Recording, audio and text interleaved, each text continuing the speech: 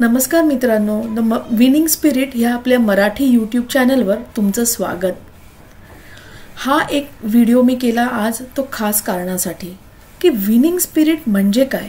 तुम्ही इथे याल आणि म्हणाल मला इथे काय बघायला मिळेल. त्याचा एक बॅकग्राऊंड म्हणजे मी मुंबईमध्ये वाढलेली आहे. दादरसारख्या ठिकाणी माझं बालपण गेलं, शिक्षण झालं, नोकरी मी गेल्या 15 वर्ष मीडिया आणि कम्युनिकेशन या क्षेत्रात मी कार्यरत आहे. ह्या क्षेत्रात काम करताना, दादरमध्ये वाढताना आणि मुख्यतः मुंबईमध्ये राहताना मला कला, क्रीडा, नाटक, साहित्य, पुस्तकं ह्याची भरपूर आवड आणि कुठेतरी मी मीडियामध्येच कामाला गेली. हेच करत असताना मला लिखाणाची सवय सुरू झाली आणि मी ब्लॉग चालू केला. ब्लॉग लिहिताना मला असं लक्षात आलं की आपण ब्लॉगमध्ये पण आपली एक ख्याती असायला पाहिजे, एक आयडेंटिटी असायला पाहिजे. मग कशरेट ह्या ब्लॉगची संकल्पना माझ्या मनात जास्त रुजू लागली. तर ह्याला 3 प्रमुख कारणं होती. एक, मी ब्लॉग कसा लिहायचा, कशावर फोकस करायचा, हा वेळ होता कोरोना काळातला. कोरोनामध्ये आपण सगळ्यांनीच बघितलं आपल्या आजूबाजूला किती नैराश्य होतं, वेदना होत्या, दुःख होतं. ह्या सगळ्यामध्ये कुठेतरी एक पॉझिटिव्ह ॲटिट्यूड घेऊन बरीच मंडळी ह्या परिस्थितीतनं बाहेर यायला आपल्याला मदत करत होती.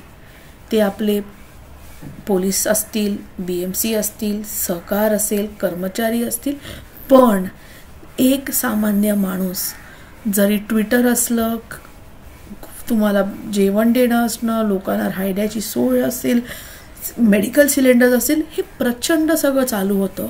आणि त्यामध्ये मला असं वाटलं की मला समज फोकस करायचं झालं तर एखादा असं कॉन्टेंट पाहिजे की आपल्याला त्याच्यातनं रोज वाचल्यावर, बघितल्यावर एक कुठेतरी समाधान वाटतं, एक होप मिळतो की नाही, काही झालं तरी आपण एखाद्या पॉझिटिव्ह ॲटिट्यूडनी पुढे गेलो, काही विचार केले तर नक्कीच त्याच्यातनं काहीतरी चांगलं निघू शकतं.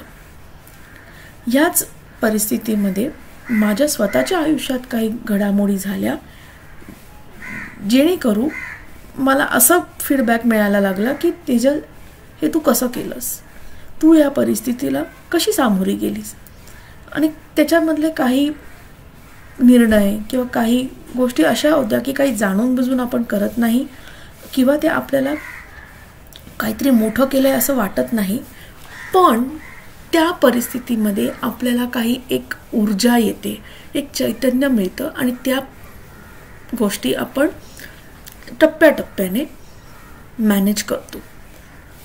पण हे पण लक्षात आलं की मला एखादी गोष्ट सोपी नाही, साधी वाटली तरी समोरच्या माणसाला त्याच्यातनं एक काहीतरी प्रेरणा मिळते, एक पॉझिटिव्ह मेसेज जातोय. मग आपण ह्याच्यावर का फोकस करू नये. मी नावाचा विचार करायला लागले ब्लॉगचा, तेव्हा मला ह्या सगळ्यामध्ये एक आठवण माझ्या एकदम मनात आली. ती म्हणजे मुंबईचा 2005चा पूर. जेव्हा मुंबई जलमय झालेली, दादरमध्ये वाढलेली मी, दादर आणि गर्दी आणि दुकानं आणि इथूनचं वातावरण हे कुठल्याही मुंबईकराला किंवा मुंबईच्या बाहेरमधल्या माणसाला सहजरित्या माहीत आहे. त्या पावसाळी वादळाच्या दिवसानंतर जेव्हा दुसऱ्या दिवशी मी बाहेर खाली उतरली आणि बघितलं की रस्त्यावर एकदम शांत गाड्या इकडे तिकडे उभ्या राहिलेल्या, एक फेरीवाला नाही, भाजीवाला नाही, पेपरवाला नाही आणि रस्त्यावर कोणी नाही, मार्केटमध्ये एक भाजीवाला नाही आणि कुठेतरी चालत जाता जाता एक तो पेपरवाला मला दिसला, ज्याच्याकडे फक्त एकच पेपर होता, बाकी कुठले पेपरही नव्हते स्टॉलवर. तेव्हा मला वाटलं, अरे काहीतरी मोठी गडबड आहे. काल जो पाऊस पडला तो प्रचंड वेगळा पाऊस होता, पण त्या परिस्थितीतनं हे शहर बाहेर पडलं, ज्याचं लोकल ह्याच्यामध्ये किंवा ह्याच्यामध्ये म्हणतात की मुंबईचं एक स्पिरिट आहे. चांगलं वाईट त्याच्यातनं गोष्टी निघाल्या, पण नक्कीच मुंबईचं एक स्पिरिट आहे. ते स्पिरिट आपल्याला करोनामध्ये बघायला मिळालं. त्याच ह्याच्यातनं वाढलेली मी मे बी माझ्या आयुष्यात कुठेतरी परिस्थितीला तोंड देताना त्याचं एक अंगीकरण झालेलं आहे आणि ते मी माझ्या रोजच्या आयुष्यामध्ये बघू शकत होते. दुसरं कारण होतं एक फिलॉसॉफिकल कारण. ते म्हणजे मी जेव्हा माझ्या ब्लॉगचा लोगोचा विचार करत होती तेव्हा माझ्या मनामध्ये आलं ते कमळाचं फूल. कमळाच्या फुलाला आपण बघितलं तर आपण त्याच्यात एक विजडम, प्युरिटी ह्याचं प्रतीक मानतो. पण कमळाचं फूल उमलतं ते दलदलीमध्ये. दलदलीमध्ये पण एखादं छान सुंदर फूल उगवू शकतं. तसं आपल्या आजूबाजूला नैराश्य असलं, काही गोष्टी आपल्या पाहिजेत तशा होत नसल्या तरी त्या परिस्थितीतनं आपण जेव्हा सामोरं जातो ते नक्कीच आपल्याला बऱ्याच काही गोष्टी आणि चांगल्या गोष्टी शिकवून जातात.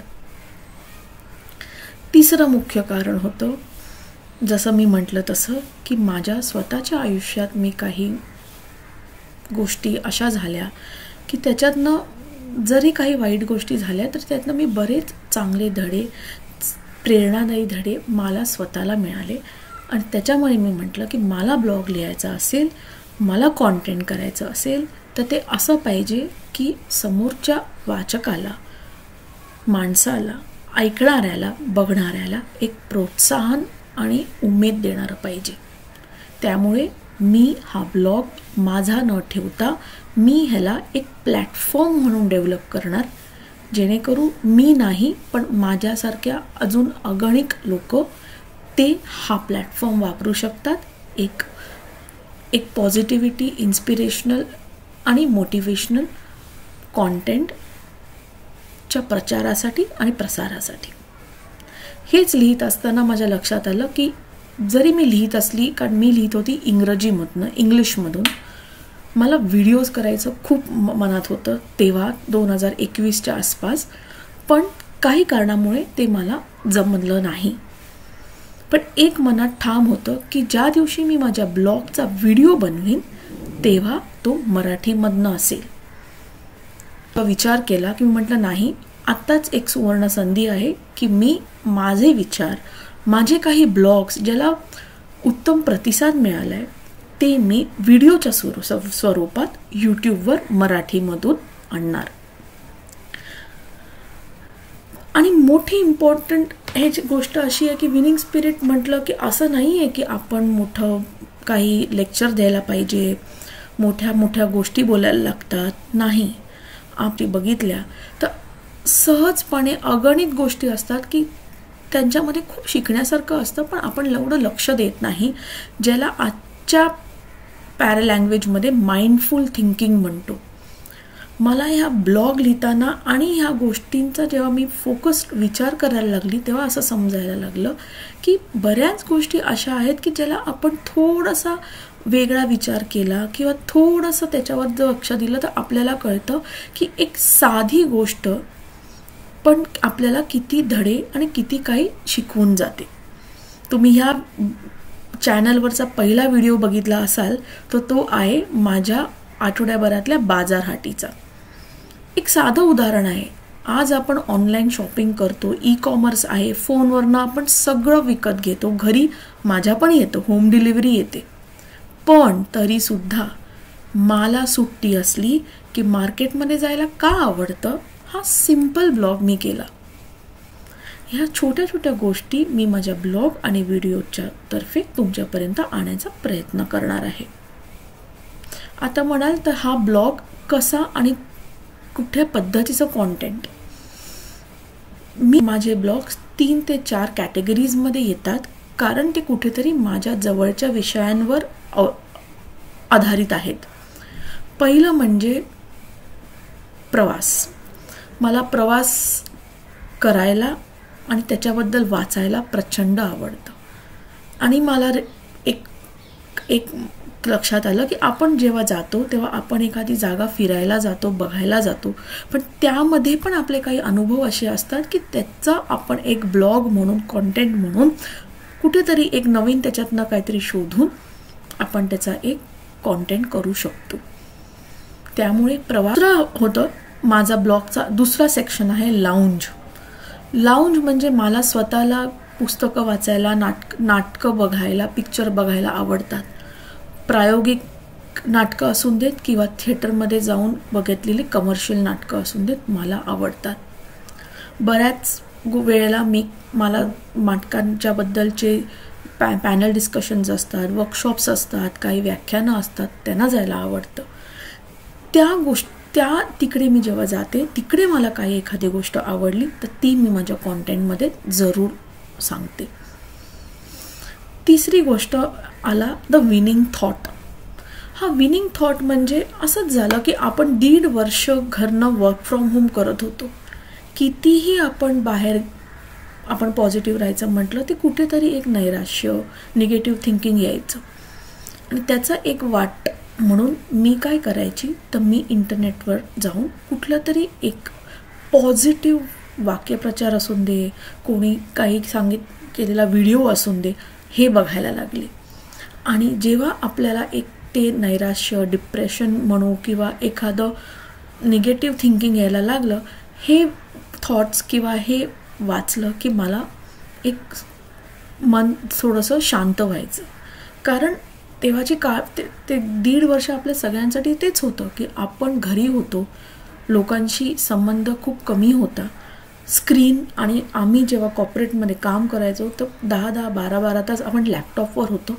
तुम्ही काय कन्झ्युम करतात कॉन्टेंट, हे तुमचे थॉट्स खूप डिसाईड होतात त्याच्यावर. त्यामुळे मी विनिंग थॉट हा एक संकल्पना चालू केली माझ्या ब्लॉगवर आणि त्याबद्दल मी लिहायला सुरुवात केली. चौथं आणि माझ्या मनाच्या एकदम जवळ असलेला सेक्शन म्हणजे विनिंग माइंड्स. विनिंग माइंड्स म्हणजे आपल्याला एखादा प्रेरणादायी मिळालेला माणूस, व्यक्तिमत्व. आपण असं बघू की आपल्याकडे प्रेरणादायी व्यक्तिमत्व खूप आहेत.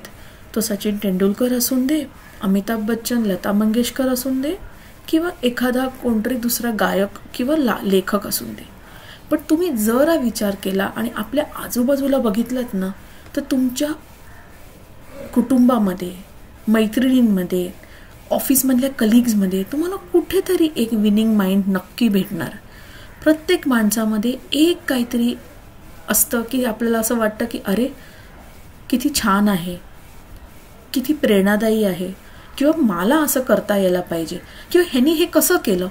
हे माझा जो स्वभाव होता त्याच्यामधनं मला असं लक्षात आलं की माझ्या आजूबाजूला अशी 10-15 नक्कीच माणसं आहेत की त्यांचा मला इंटरव्ह्यू घ्यायला आवडेल, त्यांच्या प्रवासाबद्दल समजून घ्यायला आवडेल आणि ते माझ्या वाचकांना आणि आता प्रेक्षकांना नक्कीच सांगायला आवडेल. आणि जेव्हा मी ही नावं बघते आणि त्यांचा विचार करते तेव्हा एक ग्रॅटिट्यूड, एक कृतज्ञता पण वाटते की आपण अशा आजूबाजू माणसांमध्ये वावरतो ज्यांच्याकडनं आपल्याला वाटलं तर आपण खूप खूप प्रेरणा घेऊ शकतो. तर विनिंग माइंड हे दुसरं सत्र. ह्याच्या पलीकडे जाऊन नवीन काही शिकणं. आता हा जसा व्हिडिओ आहे, ह्या व्हिडिओमध्ये तुम्हाला लाइटिंग नीट नसेल वाटलं, मे बी माझं बोलणं नीट नसेल वाटलं, किंवा मी जास्त फास्ट बोलते का, मी जास्त हलते का, तर हेच आहे ना. तुम्ही लिहिण्याच्या कारणाने किंवा व्हिडिओ करण्याच्या कारणाने बऱ्याच गोष्टी शिकत असतात आणि हे करूनच आपल्याला शिकायला मिळतं आणि तेच तर आपलं विनिंग स्पिरिट आहे. त्यामुळे हा व्हिडिओ मी कसा नीट करायला पाहिजे होता किंवा काही टिप्पणी असतील तर नक्कीच या कमेंटमध्ये तुम्ही लिहा. आणि मोस्ट इम्पॉर्टंट, हा व्हिडिओ कसा वाटला, माझ्या ब्लॉगची संकल्पना कशी वाटली हे मला जरूर कळवा. लवकरच भेटूया एका नवीन विषयावरनी आणि एका नवीन the winning spirit video blog बरोबर. तोपर्यंत tata, bye bye, see you.